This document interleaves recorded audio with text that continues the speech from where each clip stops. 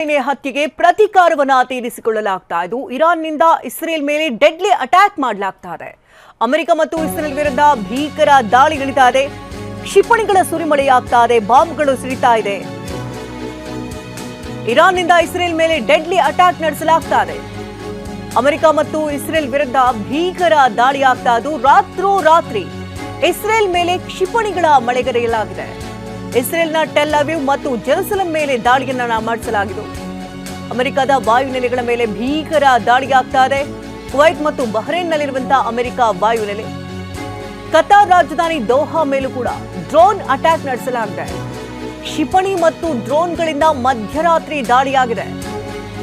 America ಸೇನೆಯ ಸಾಕಷ್ಟು ಯೋಧರು ಸಾವನ್ನಪ್ಪಿರೋ ಬಗ್ಗೆ ಮಾಹಿತಿ ಕೂಡ ಲಭ್ಯವಾಗ್ತಾ ಇದ್ದು, ಟ್ರಂಪ್ ಯತ್ನ ವಿಫಲವಾಗ್ತಾ ಇದೆ. ಇರಾನ್ನಿಂದ ಪ್ರತೀಕಾರ ಈಗಾಗಲೇ ಶುರುವಾಗಿದ್ದು, ಇಸ್ರೇಲ್ ಅಮೆರಿಕ ಸೇನಾ ನೆಲೆಗಳ ಮೇಲೆ ಇರಾನ್ ನೇರವಾಗಿ ಅಟ್ಯಾಕ್ ಅನ್ನ ಮಾಡ್ತಾ ಇದ್ದು, ಅರಬ್ ರಾಷ್ಟ್ರಗಳಲ್ಲಿ ಇಸ್ರೇಲ್ ಅಮೆರಿಕ ಸೇನಾ ನೆಲೆಗಳಿದೆ.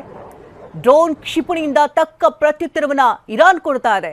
ಜೆರುಸಲೆಂ, ದೋಹಾ, ಕುವೈತ್ ಮೇಲೆ ಅಟ್ಯಾಕ್ ನಡೆಸಲಾಗ್ತಾ ಇದೆ.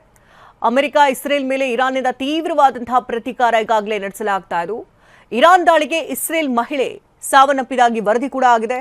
ಕುವೈತ್ನ ಯುಎಸ್ ನೌಕಾ ನೆಲೆಯನ್ನು ಗುರಿಯಾಗಿಸಿಕೊಂಡು ಇರಾನ್ ದಾಳಿಯನ್ನು ನಡೆಸಿದ್ದು, ಯುಎಸ್ ಸೇನೆಯ ಸಾಕಷ್ಟು ಯೋಧರು ಇದರಲ್ಲಿ ಸಾವನ್ನಪ್ಪಿದ್ದಾರೆ ಅಂತ ವರದಿಯಾಗಿದೆ.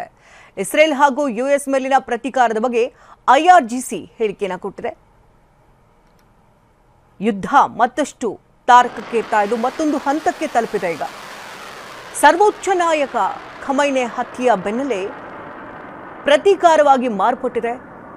ಇರಾನ್ನಿಂದ ಇಸ್ರೇಲ್ ಮೇಲೆ ನಿರಂತರವಾದಂತಹ ಡೆಡ್ಲಿ ಅಟ್ಯಾಕ್ ಆಗ್ತಾ ಇದೆ.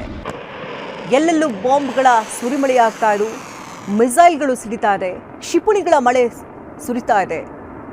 ಸುರಕ್ಷಿತ ಎನ್ನಲಾಗ್ತಾ ಇದ್ದಂಥ ದುಬೈ ಏರ್ಪೋರ್ಟ್ ಮೇಲೂ ಕೂಡ ಇರಾನ್ ಈಗಾಗಲೇ ದಾಳಿಯನ್ನು ನಡೆಸಿದೆ.